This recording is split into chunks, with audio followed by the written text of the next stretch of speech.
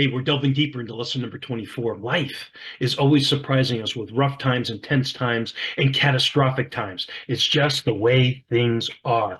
And they can be particularly faith shaking. A relational disaster, a financial setback, a horrible diagnosis, maybe even the death of a loved one can get you to doubt the goodness of God. If you've ever been in that place of utter confusion as to why God has not intervened and made things right in your life, you are not alone. The Psalms are just filled with what we call laments. A lament is a faithful questioning, a complaint of why things are the way they are and why God is yet to remedy the situation. I prayed for a pony, but God never gave me one. Therefore, there is no God. The Bible says that if I delight in the Lord, He'll give me the desires of my heart. So I guess it's my fault for not delighting enough. What's wrong with me? What's wrong with God?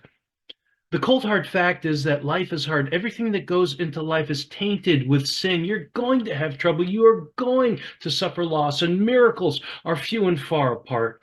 You are going to have to play the cards that you've been dealt, even if it's a losing hand.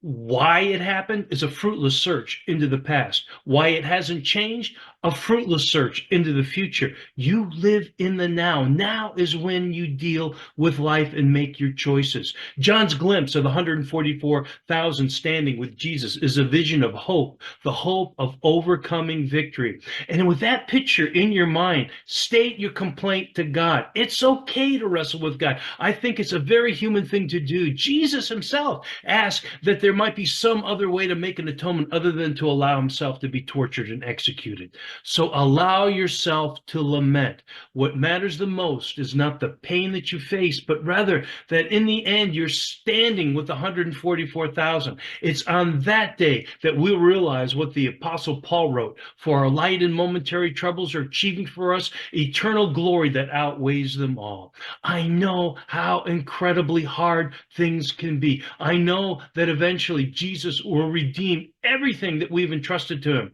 You know what? I would rather live with the confusion, the doubt, and the pain than to live without the hope of standing one day with him.